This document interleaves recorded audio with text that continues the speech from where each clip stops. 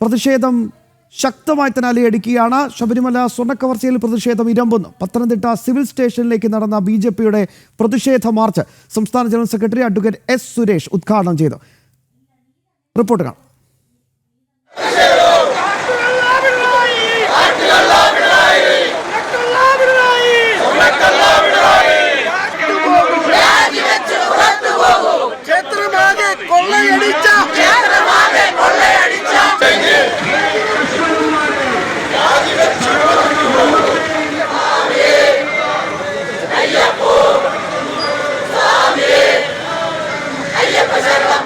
ശബരിമല സ്വർണ്ണക്കവർച്ച കേന്ദ്ര ഏജൻസികൾ അന്വേഷിക്കണമെന്നാവശ്യപ്പെട്ടുകൊണ്ടാണ് BJP പ്രതിഷേധ മാർച്ച് നടത്തിയത്. നൂറുകണക്കിന് പ്രവർത്തകർ അണിനിരന്ന പ്രതിഷേധ മാർച്ച് സിവിൽ സ്റ്റേഷന് മുന്നിൽ പോലീസ് തടഞ്ഞു.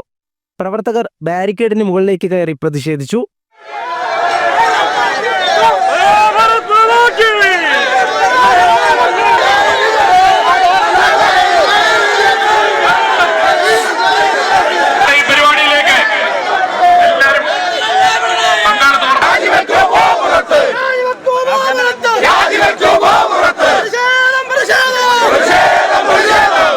BJP സംസ്ഥാന general secretary advocate S. Suresh പ്രതിഷേധ മാർച്ച് ഉദ്ഘാടനം ചെയ്തു.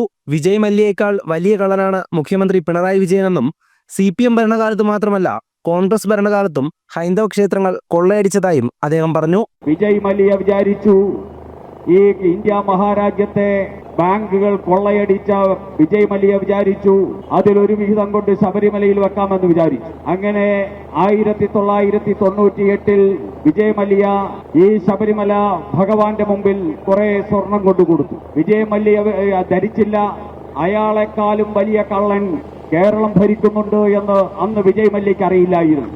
വിജയ് മല്യയുടെ സ്വർണം കട്ടുകൊണ്ടുപോകാൻ പറ്റിയ കൊടും കള്ളനാണ് കേരളത്തിലെ മുഖ്യമന്ത്രിയും കേരളത്തിലെ ദേവസ്വം മന്ത്രിമാരുമെന്ന് ഇന്ന് കേരളം തിരിച്ചറിഞ്ഞിരിക്കുകയാണ്.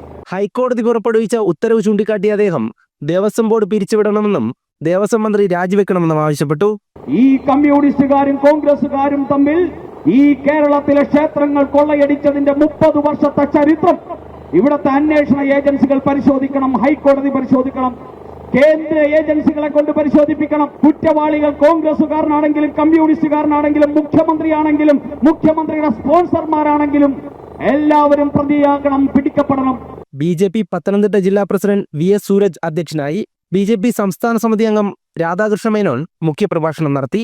ശബരിമല ഉൾപ്പെടെയുള്ള ഹൈന്ദവ ക്ഷേത്രങ്ങൾ സംരക്ഷിക്കാനായി BJP സമരരംഗത്ത് തന്നെ ഉണ്ടാകുമെന്ന് നേതൃത്വം അറിയിച്ചു. ജനം, പത്തനംതിട്ട.